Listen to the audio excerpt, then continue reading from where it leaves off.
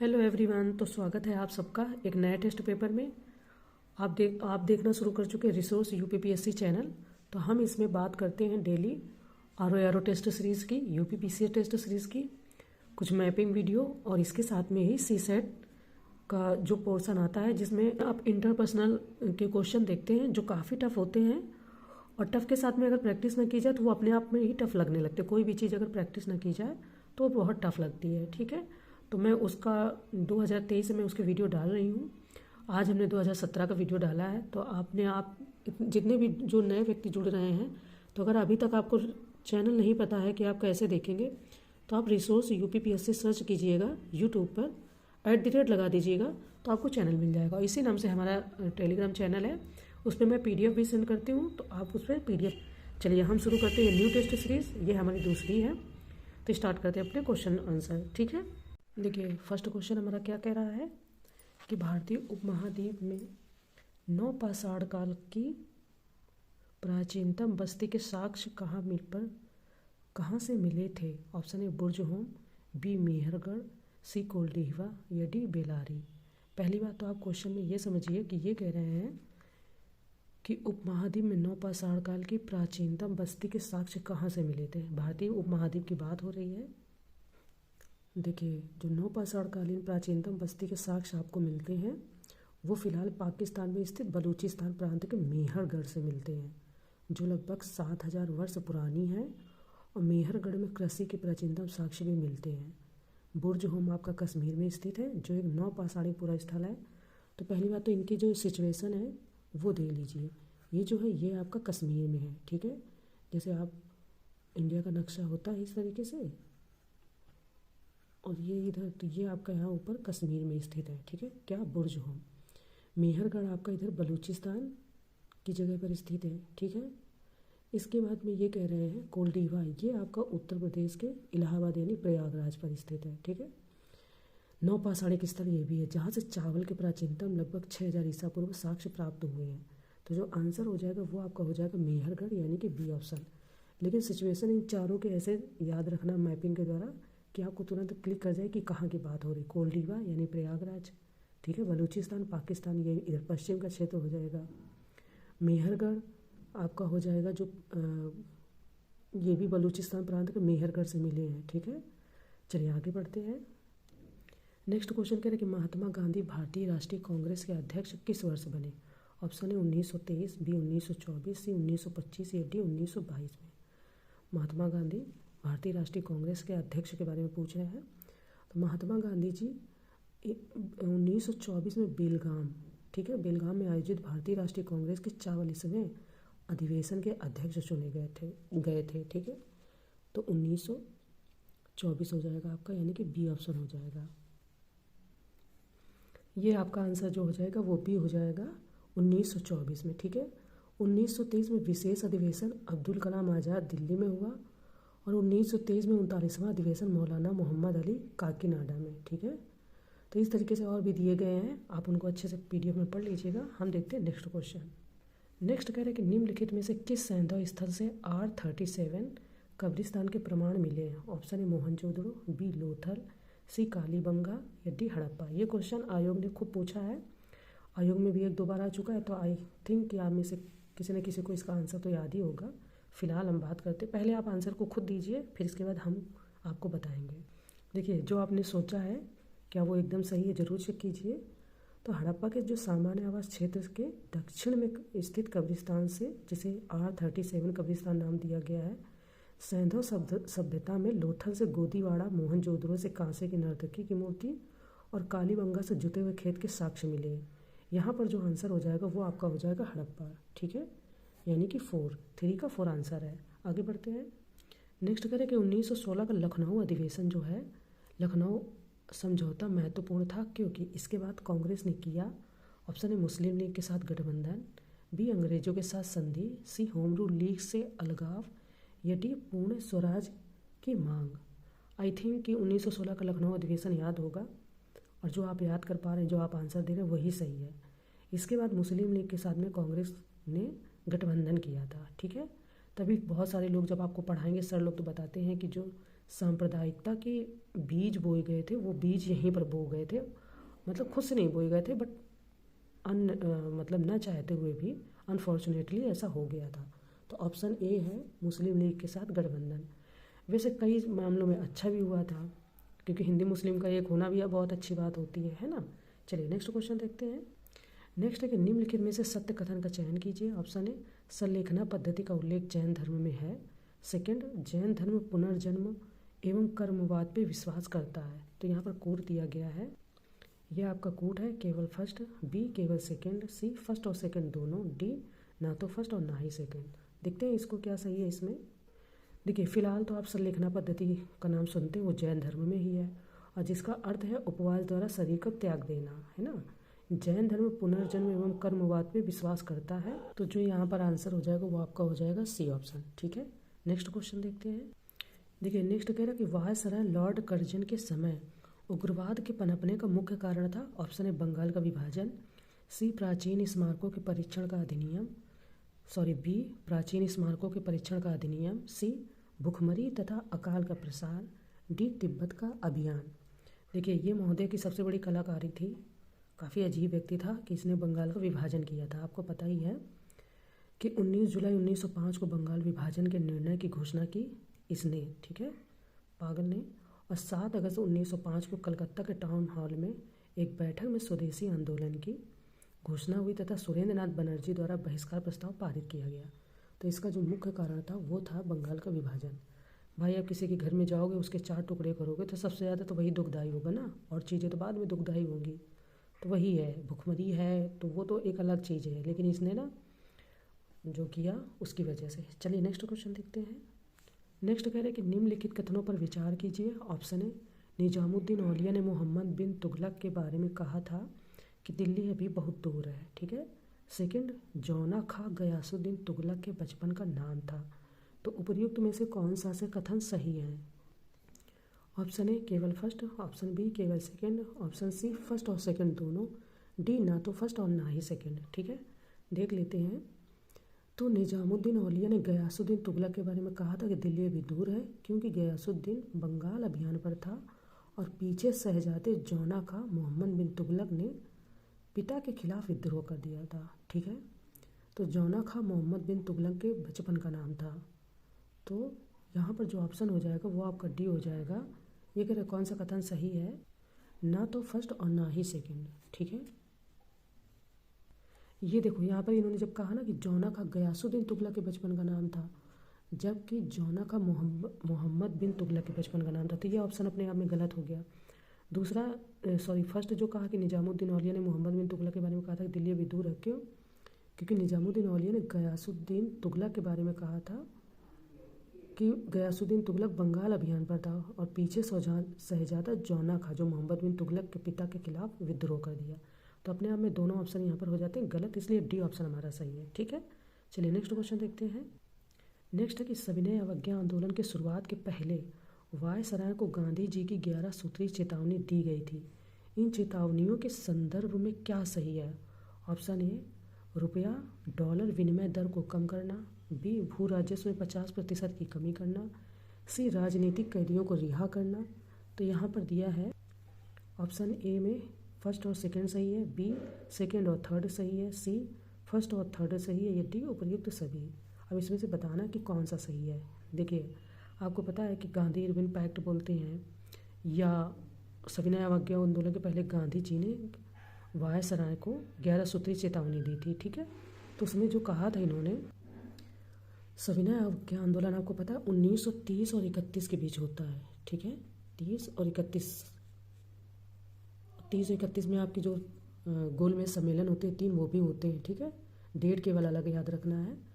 तो जो सविनय अवज्ञा आंदोलन, इसको प्रारंभ करने के पूर्व गांधी जी ने सरकार से एक बार फिर समझौता करने का प्रयास किया था और गांधी जी ने यंग इंडिया में एक लेख प्रकाशित कर सरकार के समक्ष 11 सूत्री मांगे रखी थी, ये सबको पता है। ठीक है, तथा इन मांगों को स्वीकार अथवा अस्वीकार करने के लिए 31 जनवरी 1930 तक का समय दिया था, जो सरकार द्वारा अस्वीकार कर दिया गया था।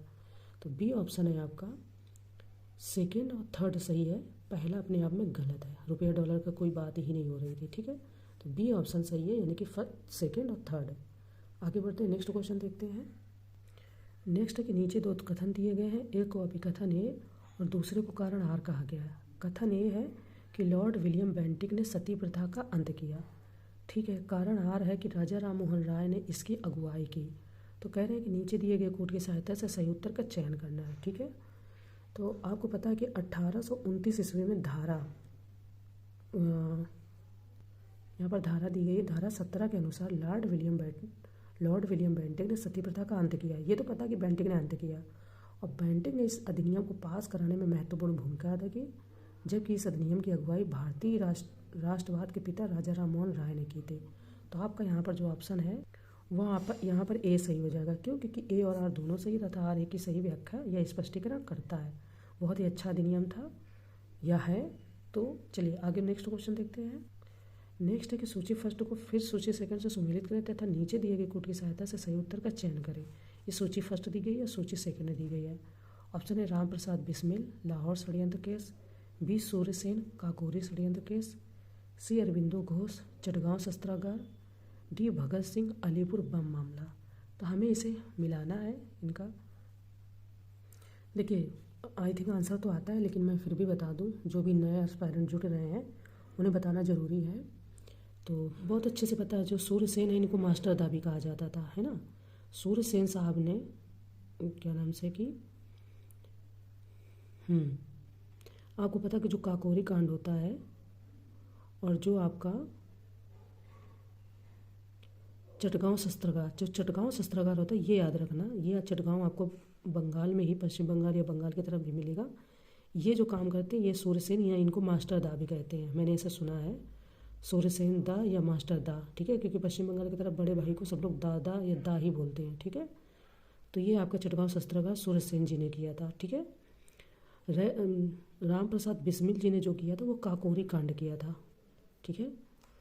और रह गया आपका अरविंदो घोष जी ने, इन्होंने अलीपुर बम कांड जो था। भगत सिंह साहब ने बढ़िया सा एक कांड किया था। कांड क्या, बहुत अच्छा काम किया था। कांड तो इसको बोलना ही नहीं है, माफ़ी चाहती हूँ। लाहौर षड्यंत्र केस, ठीक है, ये अपने भगत सिंह साहब ने किया था। तो बी ऑप्शन इस तरीके से मिलकर हो जाएगा आपका सही आंसर, ठीक है। जो भी किया था बहुत अच्छा किया था। ये बी ऑप्शन है, सी नहीं बी, ठीक है। बी है, वो गलती से टिक लग गया, तो बी यहाँ पर सही सुमेलित है। चलिए नेक्स्ट क्वेश्चन देखते हैं। नेक्स्ट है कि निम्नलिखित में से विशाख दत्त के प्राचीन भारतीय नाटक मुद्रा राक्षस की विषय वस्तु क्या है। ऑप्शन है एक आर्य राजकुमार और एक कबीलाई महिला की प्रेम कथा के बारे में, बी प्राचीन हिंदू जनश्रुति के देवताओं और राक्षसों के बीच संघर्ष के बारे में, सी चंद्रगुप्त मौर्य के समय में राज दरबार की दुर्भी संधियों के बारे में, या डी दो आर्य कबीलों के बीच सत्ता के संघर्ष की कथा के बारे में। कह रहे हैं कि जो आपका विशाख दत्त का प्राचीन नाटक है मुद्रा राक्षस, वो किस पर आधारित है, यानी कि उसकी विषय वस्तु क्या है, ठीक है। तो ये हमें बताना है। चलिए नेक्स्ट क्वेश्चन देखते हैं कि जियाउद्दीन बर्नी के विषय में निम्नलिखित कथनों पर विचार कीजिए। ऑप्शन है इसका जन्म गोलकुंडा में हुआ था, सेकंड वह मोहम्मद तुगलक का समकालीन था, थर्ड वह तारीख फिरोज शाही का लेखक था। उपर्युक्त में से कौन कौन से कथन सही हैं। ऑप्शन है केवल फर्स्ट और थर्ड, बी केवल सेकंड और थर्ड, सी फर्स्ट सेकंड और थर्ड, या डी केवल फर्स्ट और थर्ड, ठीक है। देखिए इन्होंने मिला लिखना भूल गए, ये डी और फर्स्ट आपका एक ही बन गया है। चलिए ये प्रिंट करने की गलती है। तो सबसे पहले एक बात याद रखनी कि जियाउद्दीन बर्नी का जो जन्म स्थान है वो उत्तर प्रदेश में बुलंदशहर है, ठीक है। तो अपने आप में जो इन्होंने कहा कि इसका जन्म गोलकुंडा में, तो ए ऑप्शन आपका ख़त्म। तो अब इसमें ये ऑप्शन दिया है, इसमें दिया है और इसमें दिया है, ये इस तरीके से तो कट गए। आपका ऑप्शन ले दे के एक ही बचा। इसको बोलते हैं गेस वर्क, ठीक है। अगर आपको नहीं भी याद है तो आप इस तरीके से टिक लगा सकते हैं। लेकिन फिर कह रहे कि वह मोहम्मद बिन तुगलक का समकालीन था, सही। वह तारीख फिरोज शाही का लेखक था, तो ये भी सही। तो यहाँ पर जो कह रहे हैं कि कौन कौन से सही है, तो बी ऑप्शन आपका हो जाएगा सही, यानी कि सेकंड और थर्ड। पहला क्यों, क्योंकि उत्तर प्रदेश के बुलंदशहर में इसका जन्म हुआ जियाउद्दीन बर्नी का, और कहीं नहीं, ठीक है। चलिए नेक्स्ट क्वेश्चन देखते हैं। नेक्स्ट है कि निम्नलिखित अधिनियमों में से किस अधिनियम के फलस्वरूप बर्मा भारत से अलग हुआ। ऑप्शन है Indian council act 1909, B government of India act 1919, C government of India act 1935, या डी इंडियन इंडिपेंडेंस एक्ट 1947 या 1947, ठीक है। देखिए, भारत सरकार अधिनियम 1935 के अनुसार बर्मा तथा अदन को भारत के शासन से पृथक कर दिया गया। सिंध और उड़ीसा दो नवीन प्रांत बनाए गए और उत्तर पश्चिमी सीमा प्रांतों को गवर्नर के अधीन रखा गया। तो सी ऑप्शन हो जाएगा गवर्नमेंट ऑफ इंडिया एक्ट 1935। ठीक है, आगे बढ़ते हैं। नेक्स्ट है कि सबसे पुरानी इमारत को सर्वप्रथम रखते हुए निम्नलिखित को तिथि के अनुसार क्रमबद्ध करें। ऑप्शन है 2.5 दिन का झोपड़ा, b second Dinpanah, third Firoz Shah Kotla Nagar, 4 Alai Darwaza. नीचे दिए गए कोड का प्रयोग करके सही उत्तर का चयन कीजिए। ठीक है, देखो सबसे पहले तो आपको पता है 2.5 दिन का झोपड़ा जो है वही आपका पहले आएगा। ठीक है, इसको कुतुबुद्दीन ऐबक ने बनवाया था। ठीक, ये फिर ऐबक कर देती हूँ, इसको ऐबक ने बनवाया। इसके बाद में आपका आ जाएगा अलाई दरवाज़ा। ओके, इसको अलाउद्दीन खिलजी ने बनवाया था, अलाई दरवाज़ा को। सॉरी खिलजी ने। ठीक है, इसके बाद में आपका आता है फिरोज शाह कोटला नगर। इसको फिरोज शाह तुगलक ने ही बनवाया था। दीन बना आपका हुमायूं ने बनवाया था। इस तरीके से आपका ऑप्शन ए पहले आ जाएगा सही। फर्स्ट 4 3 2। ठीक है, 2.5 दिन का झोपड़ा, अलाई दरवाज़ा का तो मुझे कंफर्म था, इन दोनों में कन्फ्यूजन थी। दीन बना और फिरोज शाह कोटला में पहले कौन आएगा। ठीक है, तो आपका दीन बना सबसे लास्ट में आएगा, दीन बना सबसे लास्ट में आएगा। 2.5 दिन का झोपड़ा, अलाई दरवाज़ा, फिरोज शाह कोटला नगर, इसके बाद दीन बना। नेक्स्ट क्वेश्चन देखते हैं। देखिए, आर ओ हो और PCS हो, इसमें फैक्ट काफ़ी पूछते हैं। ठीक है, तारीख हो गई, उसका क्रमबद्ध रूल तरीका हो गया, वो ज़्यादा पूछते हैं। तो यहाँ कह रहे हैं कि किस आंदोलन के लिए महात्मा गांधी द्वारा करो या मरो का नारा दिया गया था। ऑप्शन है पूर्ण स्वराज आंदोलन, बी भारत छोड़ो आंदोलन, सी दांडी मार्च, नमक सत्याग्रह, या डी खिलाफत आंदोलन। ठीक है, तो कह रहे हैं कि किसमें गांधी जी ने करो या मरो का नारा दिया था। तो भारत छोड़ो आंदोलन यानी क्विट इंडिया मूवमेंट में गांधी जी ने नारा दिया था कि करो या मरो। तो बी ऑप्शन आपका हो जाएगा भारत छोड़ो आंदोलन। ठीक है, चलिए आगे बढ़ते हैं, नेक्स्ट क्वेश्चन देखते हैं। नेक्स्ट है कि अकबर के शासनकाल की निम्नलिखित घटनाओं को सही कालक्रम अनुसार नीचे दिए गए कोटरों से व्यवस्थित करें। ऑप्शन है प्रांतों का गठन, ऑप्शन सेकंड घोड़ों को दागना, ऑप्शन थर्ड मनसबदारी व्यवस्था का प्रचलन, ऑप्शन 4 जजिया कर की समाप्ति। इन्होंने जजिया की समाप्ति कर दिया है। तो इसमें से कौन सा पहले है।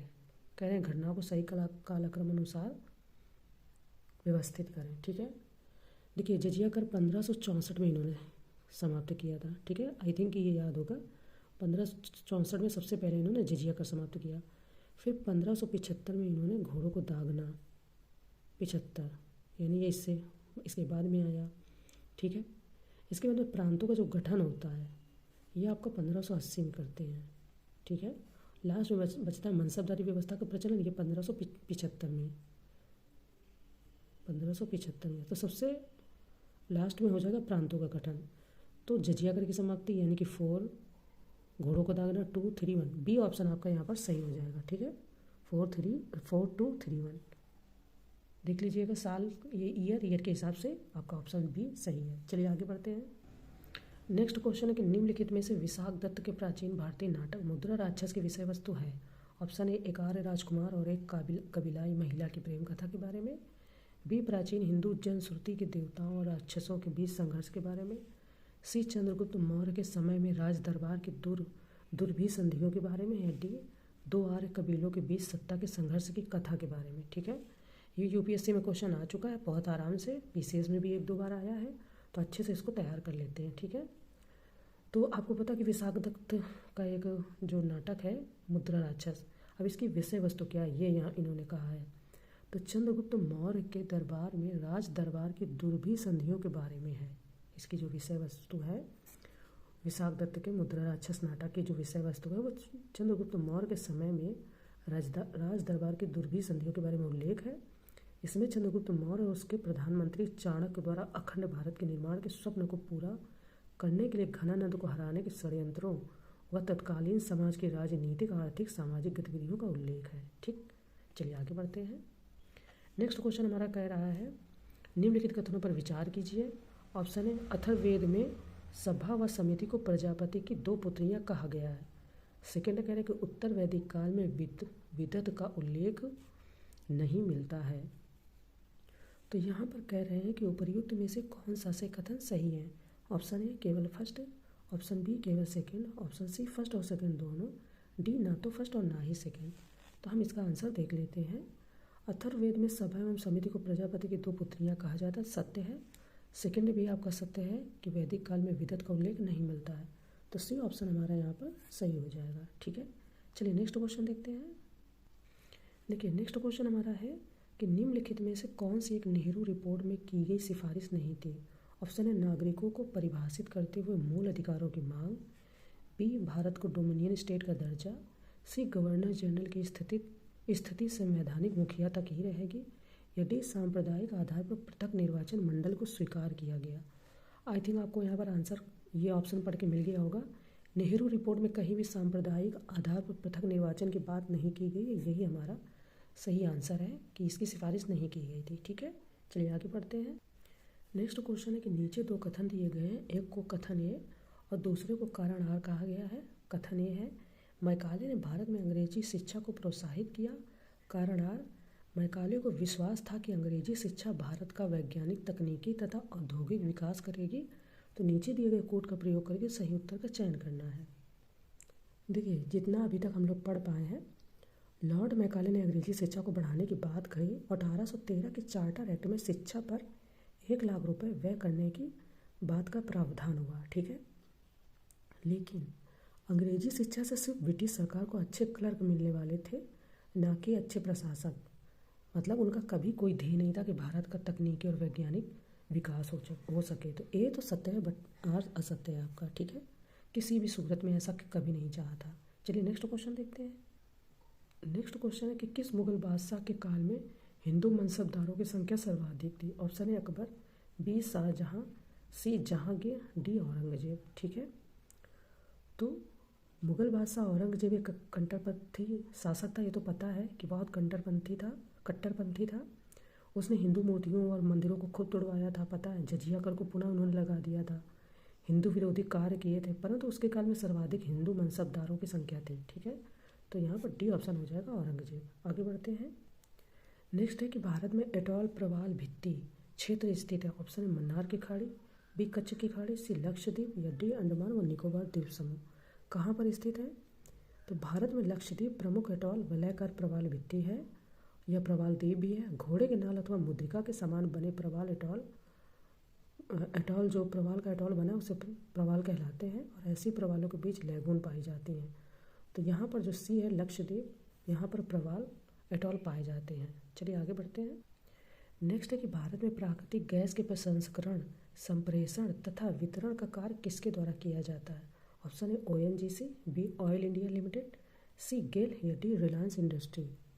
भारत में प्राकृतिक गैस के प्रसंस्करण, संप्रेषण तथा वितरण का कार्य किसके द्वारा किया जाता है। ठीक है, तो भारत में प्राकृतिक गैस प्रसंस्करण, संप्रेषण तथा वितरण का कार्य GAIL, Gas Authority of India Limited द्वारा किया जाता है। तो गेल आपका हो गया ऑप्शन सी। नेक्स्ट क्वेश्चन क्या कह रहा है कि निम्नलिखित क्षेत्रों में पहले से बाद की तिथियों तक दक्षिण पश्चिम मानसून के आगमन के क्रम को व्यवस्थित करें।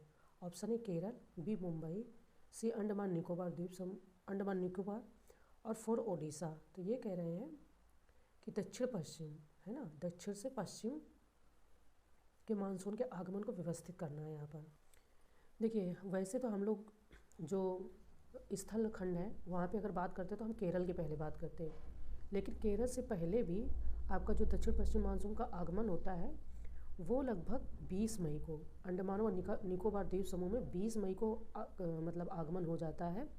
तो थर्ड हो जाएगा, यहाँ पर 20 मई को आ जाता है मानसून। ठीक है, इसके बाद में 1 से 2 जून या 9 जून तक केरल में दस्तक देता है। तो 1 से लेकर 9 जून तक ये केरल में दस्तक देता है, और इसके बाद में फिर ये मुंबई को और फिर ओडिशा में प्रवेश करता है। तो इस तरीके से 3, 1, तो आपका बी ऑप्शन है 3, 1, फिर मुंबई 2 और 4 ओडिशा। ठीक है, तो बी ऑप्शन यहाँ पर हमारा सही हो जाएगा। ये देखिए सबसे पहले अंडमान निकोबार को ही काउंट करेंगे, क्योंकि वैसे हम भूमि स्तर में बात करते हैं तो केरल को करते हैं, बट अंडमान निकोबार दिया है, पहले इसको करेंगे। चलिए नेक्स्ट क्वेश्चन देखते हैं। नेक्स्ट क्वेश्चन कह रहा है कि निम्नलिखित में से कौन से कारक भारतीय मानसून को प्रभावित करते हैं। ऑप्शन है ITCZ, बी जेट स्ट्रीम, सी अल नीनो या डी ला नीना। ठीक है, तो ये कूट दिया गया है यहाँ पर। कूट कह रहा है कि ऑप्शन ए केवल फर्स्ट, ऑप्शन बी केवल second, option C first second और थर्ड, या डी उपर्युक्त सभी। तो देख लेते हैं भारतीय मानसून को क्या क्या प्रभावित करते हैं। देखिए ITCZ भी आपका प्रभावित करता है, जेट स्ट्रीम भी प्रभावित करता है मानसून को, अल नीनो ला नीना भी करता है। तो यहाँ पर जो ऑप्शन आपका बनेगा वो डी बनेगा, यानी कि उपर्युक्त सभी। ठीक है, अगर ये नहीं दिया रहता तो फिर आपके 3 हो जाते 1 2 3, लेकिन क्योंकि दिया गया है तो आपका डी ऑप्शन यहाँ पर सही बता रहे हैं। चलिए नेक्स्ट क्वेश्चन देखते हैं। नेक्स्ट क्वेश्चन हमारा कह रहा है कि भारत का तमिलनाडु राज्य अपनी अधिकांश वर्षा मानसून की किस शाखा से प्राप्त करता है। ऑप्शन है दक्षिण पश्चिम मानसून की अरब सागर की शाखा से, बी दक्षिण पश्चिम मानसून की बंगाल की खाड़ी की शाखा से, या डी उत्तर पूर्वी मानसून, या डी पश्चिमी विक्षोभ से। ठीक है, देख लेते हैं पहले। देखिए जो तमिलनाडु है, भारत का तमिलनाडु राज्य अपनी अधिकांश वर्षा उत्तर पूर्वी मानसून से प्राप्त करता है। उत्तर पूर्वी बोले तो जो ये हमारा भारत का मैप है इस तरीके से, ठीक है,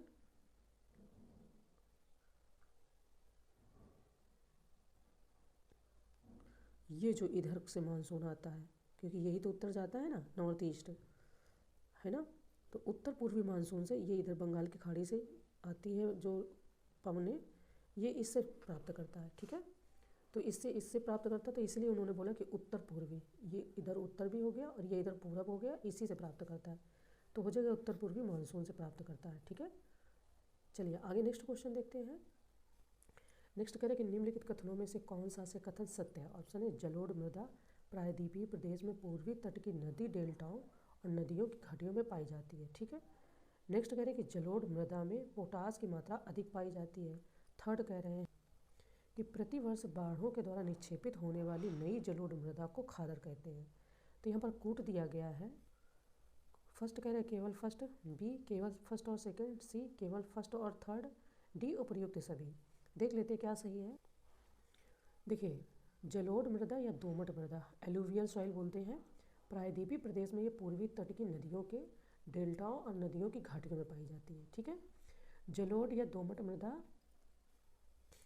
भारत के सर्वाधिक क्षेत्रों विशेषतः उत्तर मैदानी और नदी घाटियों में पाई जाती है, और इस मृदा में पोटास, फास्फोरस, अम्ल, चूना तथा जैविक पदार्थ प्रचुर मात्रा में पाए जाते हैं। तो इस तरीके से जो कूट होगा हमारा वो आपका डी सही हो जाएगा, यानी कि बहुत इंपॉर्टेंट क्वेश्चन, इसको बहुत फंसाते हैं। ये क्वेश्चन कई बार पूछा गया है, तो यहाँ ये क्या कर देते हैं, जहाँ आपको आंसर में बताया जा रहा है कि इस मिट्टी में पोटास, फास्फोरिक अम्ल, चूना तथा जैविक पदार्थ प्रचुर मात्रा पर, ये यहाँ पे बहुत मिसमैच कर देते हैं और बहुत क्वेश्चन गलत करने की संभावना बन जाती है। तो थोड़ा सा इसको कहीं पॉइंट में लिख लीजिए कि इस मिट्टी में क्या क्या पाया जाता है।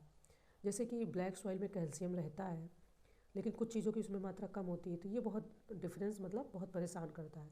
चलिए नेक्स्ट क्वेश्चन देखते हैं।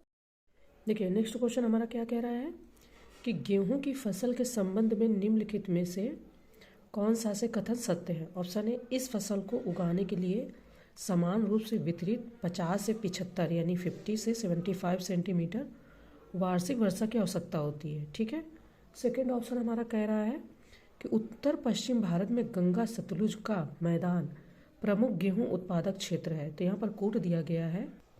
ऑप्शन ए केवल फर्स्ट, बी केवल सेकंड, सी फर्स्ट और सेकंड दोनों, डी ना तो फर्स्ट ना ही सेकंड। तो चलिए क्वेश्चन का आंसर जानते हैं। पहले आप अपने स्तर से देखिए कि क्या इसमें जो बातें हो रही वो सही है ना। गेहूं उत्पादक क्षेत्र है क्या उत्तर पश्चिम भारत में। देखिए गेहूं भारत की दूसरी सबसे महत्वपूर्ण खाद्यान्न फसल है जो देश के उत्तर और उत्तर पश्चिम भागों में उगाई जाती है। इसे रबी की फसल को उगाने के लिए शीत ऋतु में और पकने के लिए समय, खिली धूप की आवश्यकता होती है। तो इसे उगाने के लिए समान रूप से वितरित 50 to 75 सेंटीमीटर वार्षिक वर्षा की आवश्यकता होती है। और देश में गेहूं उगाने वाले 2 प्रमुख क्षेत्र हैं, उत्तर पश्चिम में गंगा सतलुज का मैदान और दक्कन का काली मिट्टी वाला प्रदेश। ठीक है, तो सी ऑप्शन यहाँ पर सही है, यानी कि फर्स्ट और सेकंड दोनों ही हमारे सही है। चलिए नेक्स्ट क्वेश्चन देखते हैं।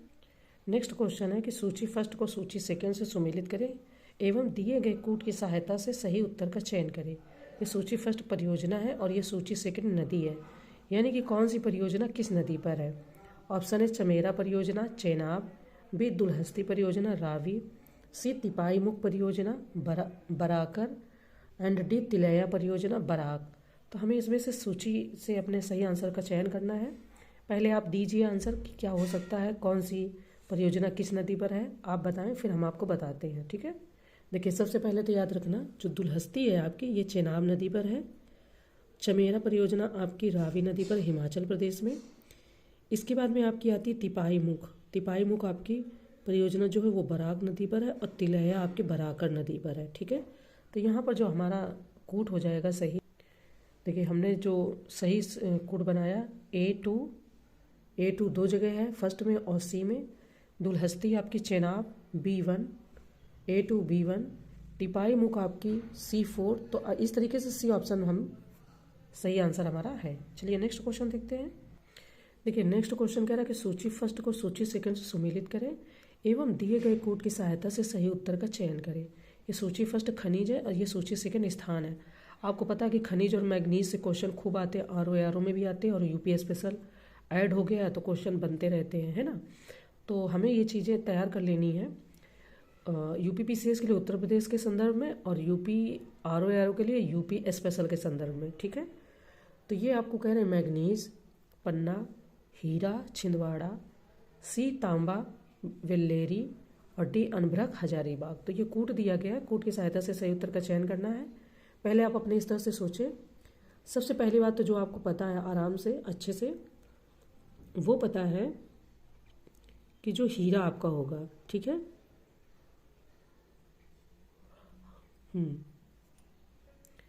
हीरा आपका आराम से कहीं कहीं पर भी कुछ गलत होने की संभावना नहीं रहती। हीरा जब भी आए आप पन्ना को लगाइएगा। ठीक है, B1 हो जाएगा आपका।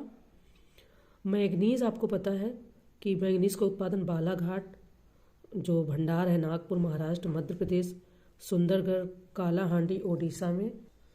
तो जो मैग्नीज है वो आपका हो जाएगा वेल्लारी। ठीक है, वेल्लारी में। इसके बाद में आपका आ जाता है तांबा और अनभ्रक। ठीक है, तो ये आपका जो तांबा है ये छिंदवाड़ा में हो जाएगा और अनभ्रक आपका हजारीबाग में।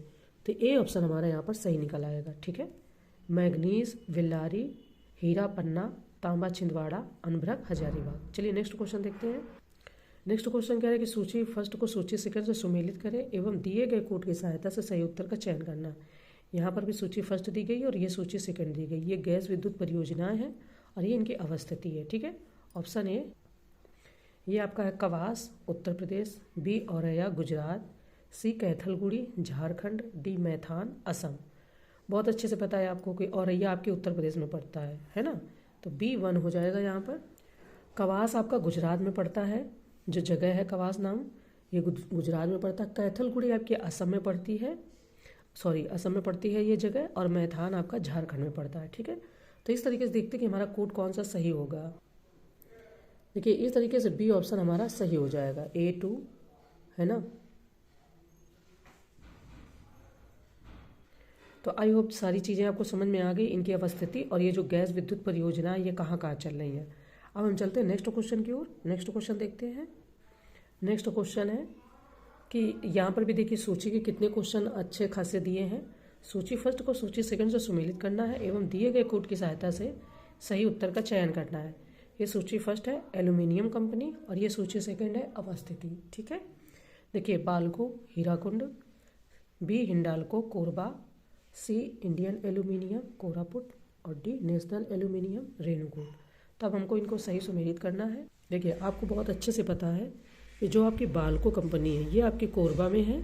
ठीक है, जो यहाँ पर हिंडाल्को कंपनी है वो आपकी रेणुकूट में है। ठीक है, यानी कि B4। इसके बाद में जो आपकी एल्यूमिनियम कंपनी है ये आपकी हीराकुंड में स्थित है, और बची आपकी नेशनल एल्यूमिनियम तो ये आपकी कोरापुट में। तो इस तरीके से जो बी ऑप्शन है हमारा वो यहाँ पर सही हो जाएगा। ठीक है, आगे बढ़ते हैं। आई होप कि आपने आंसर देख लिया। मैंने बताया बाल्को कोरबा, हिंडाल्को रेणुकूट, इंडियन एल्यूमिनियम आपकी हीराकुंड, और नेशनल एल्यूमिनियम आपकी कोरापुट में। तो बी ऑप्शन हमारा जो कोड में आ रहा है वो सही आ रहा है। नेक्स्ट क्वेश्चन देखते हैं। नेक्स्ट क्वेश्चन कह रहा है कि अब घर्षण क्रिया क्या है। ऑप्शन ए रेत के कणों का बहना, बी कठोर पदार्थों को काटना, सी पदार्थों का रूप परिवर्तित करना, या डी उपयुक्त में से कोई नहीं। अब घर्षण क्रिया के बारे में बात हो रही है। कई बार मुझे कुछ कुछ क्वेश्चन नहीं, कुछ कुछ भाषा नहीं समझ में आती, तो देख लेती हूँ। मैं पहली बार आपको ये दिखा दे रही हूँ। What is a corrosion of abrasion action, ठीक है ना। वैसे कोइलोजन अलग चीज़ होती है ना। तो देख लेते हैं आप घर्षण क्या क्या बात हो रही है। देखिए ये कह रहे हैं कि गतिशील साधनों के साथ विभिन्न प्रकार के शिलाखंड, गोलाश्म, कंकड़, पत्थर, बालू के कण आदि जो प्रवाहित होते हैं उन्हें अपघर्षण यानी अब्रेजन, अपरदन का एक प्रमुख कारक है। तो इस तरीके से जो हमारा आंसर हो जाएगा वो हो जाएगा कठोर पदार्थों को काटना। हालांकि यहाँ पर केवल कठोर पदार्थों को काटना दिया है। अगर ये दे देते कि शिलाखंड, गोलाश्म, कंकड़, पत्थर, बालू आदि तो ज़्यादा अच्छा रहता, लेकिन चलिए कोई नहीं। तो ऑप्शन बी हमारा यहाँ पर सही आंसर हो जाएगा। नेक्स्ट क्वेश्चन देखते हैं। नेक्स्ट क्वेश्चन हमारा कह रहा है कि सूची फर्स्ट को सूची सेकंड से सुमेलित करें और नीचे दिए गए कोड की सहायता से सही उत्तर का चयन करें। ये सूची फर्स्ट है समुद्री बंदरगाह और ये सूची सेकंड है राज्य है। ऑप्शन है अलेप्पी तमिलनाडु, बी एन्नोर ओडिशा, सी पारादीप केरल या डी काकीनाडा आंध्र प्रदेश। तो यहाँ सही उत्तर का चयन करना है, ठीक है। पहले आप देख लीजिए कि क्या हो सकता है आंसर इसका। तो हम यहाँ पर जो मिलान करते हैं वो कर रहे हैं। अलेप्पी जो आपका है ये केरल में पड़ेगा, ठीक है। अलेप्पी A3 केरल में। एन्नोर आपका पड़ता है तमिलनाडु में। इसके बाद में पारादीप जो आपका है ये ओडिशा में और काकीनाडा आपका हो गया आंध्र प्रदेश में।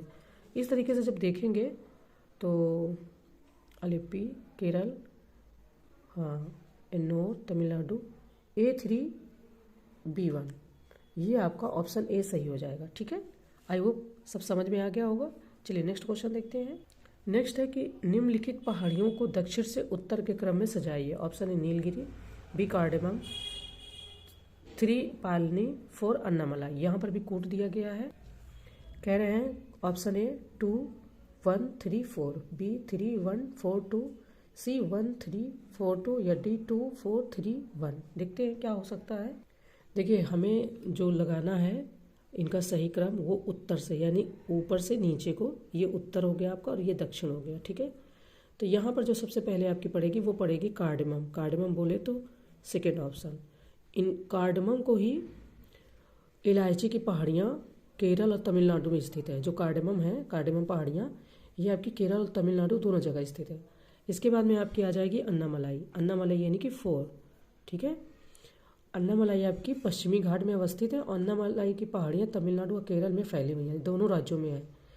इलायची पहाड़ियाँ भी आपकी केरल और तमिलनाडु फैली हुई हैं। अन्नामलाई की पहाड़ियाँ भी आपकी तमिलनाडु और केरल में फैली हुई हैं। इन्हें ही एलिफेंटा की पहाड़ियों के नाम से भी जाना जाता है, ठीक है। 2 नाम हो गए पहले कार्डेमम के। कार्डेमम मतलब वही इलायची, तो इलायची की पहाड़ियाँ या कार्डेमम बोलते हैं।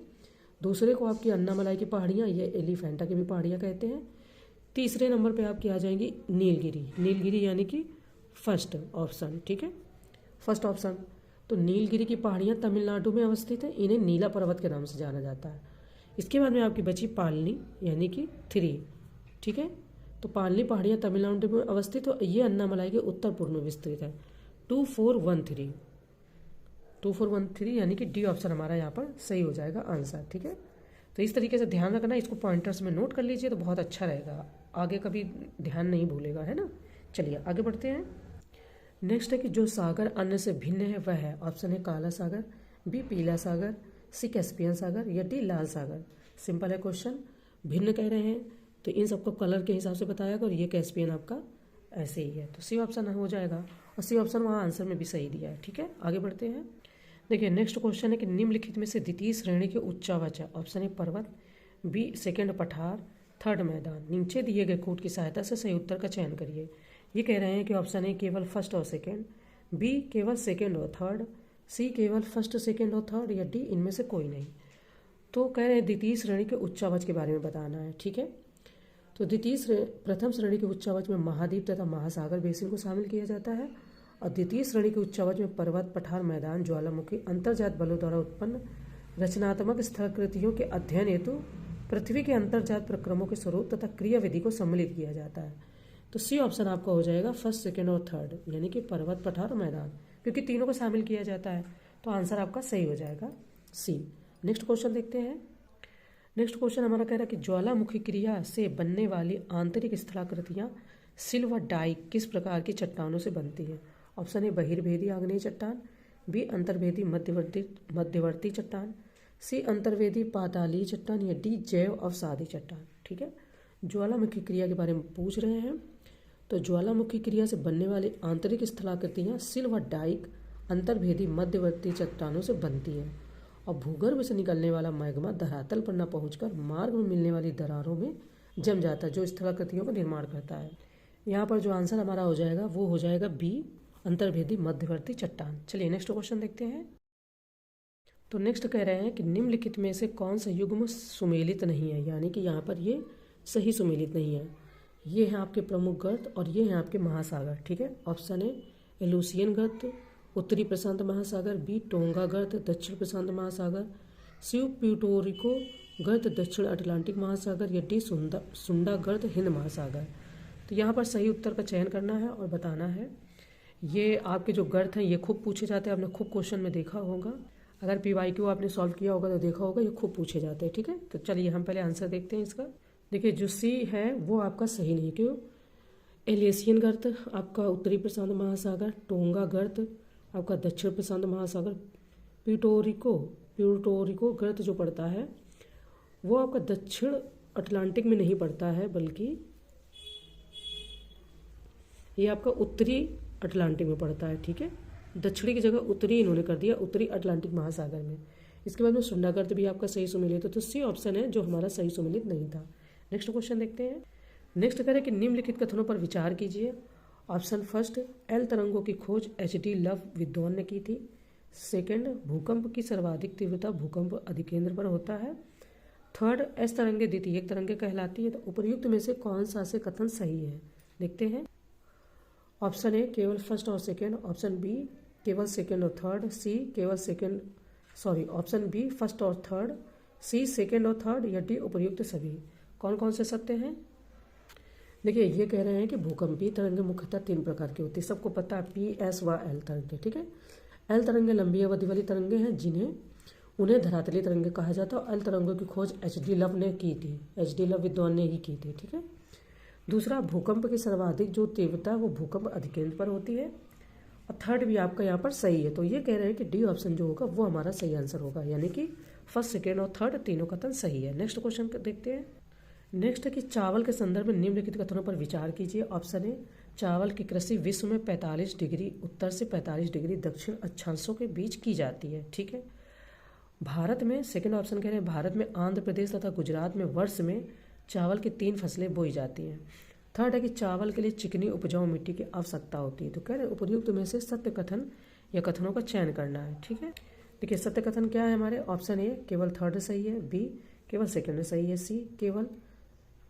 बी केवल फर्स्ट सही है, सी केवल सेकेंड सही है, डी केवल फर्स्ट और थर्ड सही है। ठीक है, तो देख लेते हैं कि कौन सा इसमें से सही है और कौन गलत है। सबसे पहली बात तो आपको ये याद रखना, जो इन्होंने ये कह दिया कि आंध्र प्रदेश तथा गुजरात में, यही राज्य जो हैं ये गलत हो गए। क्यों? देखो सबसे पहले तो भारत में जो गंगा ब्रह्मपुत्र के मैदान क्षेत्र हैं, समुद्री तटीय भागों में चावल बोया जाता है। और भारत में असम व पश्चिम बंगाल में वर्ष में चावल की 3 फसलें उगाई जाती है। ठीक है, इसमें ओस शरतकालीन, अमन शीतकालीन तथा बोरो ग्रीष्मकालीन प्रमुख है।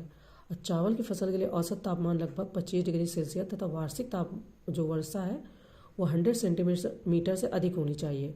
डी ऑप्शन आपका फर्स्ट और थर्ड तो सही है, यानी कि फर्स्ट भी सही है, थर्ड भी सही है, सेकेंड आपका गलत हो जाएगा क्योंकि राज्य यहाँ पर बदल गए। हमेशा चावल की बात होगी तो आपको पश्चिम बंगाल का भी नहीं बोलना है। ठीक है, चलिए नेक्स्ट क्वेश्चन देखते हैं। नेक्स्ट क्वेश्चन हमारा है कि सूची फर्स्ट को सूची सेकंड से सुमेलित कीजिए तथा नीचे दिए गए कोड का प्रयोग करके सही उत्तर का चयन कीजिए। सूची फर्स्ट है जहाज निर्माण कारखाने और सूची सेकंड आपका केंद्र है। ठीक है, option A Cochin shipyard Visakhapatnam, B Mazagon dock shipyard limited Kolkata, C Hindustan shipyard limited Mumbai, और D Hooghly dockyard limited Kochi. अब इसमें से सही उत्तर का चयन करना है। सबको पता है कि मझगांव डाकयार्ड शिप लिमिटेड जो है वो आपका कोलकाता में नहीं मुंबई में है, यानी कि P3। इसके बाद में हुगली डाकयार्ड शिप लिमिटेड जो है ये आपको आराम से पता चल जाएगा, है ना, कि ये आपका कोलकाता में पड़ेगा। और इसके बाद में जो हिंदुस्तान शिपयार्ड है आपका, ये आपका पड़ जाएगा विशाखापत्तनम में, और फर्स्ट जो है कोचीन है, ये आपका कोच्चि में ही पड़ेगा। तो इस तरीके से जो हमारा आंसर हो जाएगा। चलिए नेक्स्ट क्वेश्चन देखते हैं। नेक्स्ट है कि निम्नलिखित में से कौन सा युग्म सुमेलित नहीं है। यहाँ पर भी सुमेलित नहीं है पूछ रहे हैं। Option a Japan typhoon, b West Indies hurricane, c संयुक्त राज्य अमेरिका विली विली, और डी पश्चिम बंगाल बंगाल की खाड़ी चक्रवात। तो यहाँ कह रहे हैं कि कौन सा सही सुमेलित नहीं वो बताना है। देखिए कभी भी आप विली विली देखें ना चक्रवात, तो आप वहाँ पे ऑस्ट्रेलिया हमेशा कभी ना भूलें, ठीक है। जो इन्होंने संयुक्त राज्य अमेरिका कह दिया ना, ये यहाँ पर गलत है। विली विली एक उष्ण चक्रवात है जो उत्तरी पश्चिमी ऑस्ट्रेलिया के तट पर आते हैं, जिसके कारण इस क्षेत्र में भारी प्राकृतिक तबाही होती है। टाइफून, हरिकेन, विली विली व चक्रवात ये सभी उष्ण कटिबंधीय हैं, ठीक है। हरिकेन की उत्पत्ति कैरेबियन सागर में व मैक्सिको की खाड़ी में होती है। चीन व जापान में इसे टाइफून, ऑस्ट्रेलिया में इसे विली विली, पश्चिम बंगाल की खाड़ी में चक्रवात तथा दक्षिण अमेरिका में टॉर्नेडो बोलते हैं। जो इन्होंने ये यहाँ लगाया है ना, ये गलत है। इसका हो जाएगा टॉर्नेडो, यहाँ पर इसको टॉर्नेडो बोलते हैं। अब अपने बंगाल की खाड़ी में क्या बोलते हैं कि चक्रवात आया है, ठीक है। चलिए नेक्स्ट क्वेश्चन देखते हैं। नेक्स्ट है कि निम्नलिखित में से कौन सी चट्टान बहिर्वेदी एक्सट्रूसिव आग्नेय चट्टान का उदाहरण है। Option a granite, b dolerite, c pegmatite, या डी बेसाल्ट, ठीक है। तो ज्वालामुखी के उद्भेदन के समय लावा के पृथ्वी की सतह पर ठंडे होने से जो चट्टानें बनती उन्हें बा या बहिर्वेदी अग्नेय चट्टान कहते हैं। और यहाँ पर जो बेसाल्ट हो जाएगा ये इसका एकदम सही उदाहरण हो जाएगा चट्टान का, ठीक है। नेक्स्ट क्वेश्चन देखते हैं। नेक्स्ट क्वेश्चन है कि निम्नलिखित कथनों पर विचार कीजिए। ऑप्शन है व्यापारिक व पछुआ पवनें कोरियोलिस बल से प्रभावित होती हैं। सेकेंड है कि स्थानीय पवनों की एक निश्चित दिशा होती है। तो उपयुक्त में से कौन सा से कथन सत्य है। ऑप्शन ए केवल फर्स्ट, बी केवल सेकंड, सी फर्स्ट और सेकंड, डी ना तो फर्स्ट ना ही सेकंड। तो देखते हैं। व्यापारिक तथा पछुआ पवनें कोरियोलिस बल से प्रभावित होती हैं। ये पवनें अपनी मूल दिशा से कुछ मुड़ जाती हैं, ठीक है, ये कह रहे हैं। और स्थानीय पवनें किसी विशेष जलवायु एवं तापमान के दशाओं के आधार पर एक निश्चित दिशा में नहीं चलती हैं। तो ऑप्शन ए यहाँ पर सही हो जाएगा, बी आपका गलत हो जाएगा। ये कह रहे हैं कि ये पवनें एक निश्चित दिशा में चलती, तो ऐसा नहीं है। देखो नेक्स्ट क्वेश्चन है कि निम्नलिखित कथनों पर विचार कीजिए। ऑप्शन है इटली का एटना ज्वालामुखी सुसुप्त ज्वालामुखी का उदाहरण है। ऑप्शन सेकेंड, इटली का विसुवियस ज्वालामुखी सुसुप्त ज्वालामुखी का उदाहरण है। थर्ड, म्यांमार का पोपा ज्वालामुखी मृत ज्वालामुखी का उदाहरण। तो उपयुक्त में से कौन सा से कथन सही है। इंपॉर्टेंट है, इटली का एटना तो खूब आता है क्वेश्चन में, और ये सब भी आते हैं और ये कंफ्यूज भी खूब करते हैं, ठीक है। तो उपयुक्त में से कौन से कथन सत्य हैं। ए केवल फर्स्ट और सेकेंड, बी केवल सेकेंड और थर्ड, सी केवल फर्स्ट और थर्ड, या डी उपयुक्त सभी, ठीक है। तो देख लेते हैं। देखिए जो इटली का एटना ज्वालामुखी है वो एक सक्रिय यानी कि एक्टिव का एग्जाम्पल है, ठीक है, सक्रिय ज्वालामुखी का उदाहरण है। इसके बाद में इटली के जो विसुवियस ज्वालामुखी वो सुसुप्त ज्वालामुखी का उदाहरण है। इन्होंने दोनों में ही सुसुप्त बोला है। तो इस तरीके से ये इटली का एटना आपका सुसुप्त नहीं होगा, ये एक्टिव ज्वालामुखी का मतलब सक्रिय ज्वालामुखी का उदाहरण हो जाएगा। म्यांमार का पोपा ज्वालामुखी मृत ज्वालामुखी का उदाहरण है इन्होंने। हाँ, तो ये आपका सही है। तो इस तरीके से जो हमारा आंसर सही होगा वो हो जाएगा बी। देखते हैं। तो बी ऑप्शन हमारा जो है वो सही हो जाएगा, यानी कि सेकेंड और थर्ड सही है। इटली का एटना ज्वालामुखी आपको ध्यान रखना है एक्टिव ज्वालामुखी का उदाहरण है, ना कि सुसुप्त। नेक्स्ट क्वेश्चन देखते हैं। नेक्स्ट कह रहे हैं कि निम्नलिखित कथनों पर विचार कीजिए। ऑप्शन है सियाल परत की प्रकृति अम्लीय होती है, बी सीमा परत की प्रकृति क्षारीय होती है। उपयुक्त में से कौन सा से कथन सत्य है। ऑप्शन ए केवल फर्स्ट, बी केवल सेकेंड, सी फर्स्ट और सेकेंड दोनों, डी ना तो फर्स्ट और ना ही सेकेंड, ठीक है। तो यहाँ पर देखते हैं आंसर। सियाल परत की प्रकृति अम्लीय होती है, इन्होंने बोला सही है। और सीमा परत की प्रकृति क्षारीय होती है, तो सी ऑप्शन हमारा सही होगा, यानी कि फर्स्ट और सेकेंड हो, ठीक है। नेक्स्ट क्वेश्चन देखते हैं। नेक्स्ट है कि निम्नलिखित कथनों पर विचार कीजिए। उत्तरी हिंद महासागर में ग्रीष्मकाल के दौरान दक्षिण पश्चिमी मानसून जलधारा प्रवाहित होती है। सेकेंड ऑप्शन है कि उत्तरी हिंद महासागर में शीतकाल के दौरान उत्तर पूर्वी मानसून जलधारा प्रवाहित होती है। तो अब आपको दोनों में से डिफरेंस पता करना है। उपयुक्त में से कौन सा से कथन सही है। क्या कथन हमारा केवल फर्स्ट सही है, क्या बी केवल सेकंड सही है, या सी फर्स्ट और सेकंड दोनों सही है, या डी ना तो फर्स्ट और ना ही सेकंड। तो देखते हैं इसमें से कौन सा सही है। देखिए ग्रीष्मकाल ऋतु में हिंद महासागर में पश्चिमी मानसून के प्रभाव में जल का प्रवाह पश्चिम से पूर्व दिशा की ओर होने से दक्षिणी पश्चिमी मानसून जलधारा प्रवाहित होती है। फिलहाल यहाँ पर आपके दोनों ही ऑप्शन सही है, तो हम आंसर जो हमारा हो जाएगा वो सी ऑप्शन सही हो जाएगा। ठीक है। नेक्स्ट क्वेश्चन है कि निम्नलिखित युग्मों में से कौन सा असंगत है। ये जल संधि है और ये उपनाम या विशेषता है। ऑप्शन है जिब्राल्टर जल संधि, भूमध्य सागर का प्रवेश द्वार, बी बाब अल मंदेव आंसुओं का द्वार, सी डोवर विश्व की सबसे चौड़ी जल संधि, या डी पाक जल संधि भारत व श्रीलंका को अलग करती है। इसमें से कौन सा असंगत है यानी कि सत्य नहीं, वो बताना है यहाँ पर। ठीक है। तो देखिए, जिब्राल्टर जल संधि स्पेन व मोरक्को के बीच को भूमध्य सागर का प्रवेश द्वार तथा बाब अल मंदेव जल संधि यमन व जिबूती के मध्य को आंसुओं का द्वार कहा जाता है। यहाँ पर जो सही नहीं है वो आपकी डोवर है। विश्व की सबसे चौड़ी जल संधि जो है वो डेविस जल संधि है, ना कि डोवर। ठीक है, तो ये यहाँ पर गलत हो जाएगा, यहाँ पे डेविस हो जाएगा, और ये नाम भी आपने सुना होगा। नेक्स्ट क्वेश्चन देखते हैं।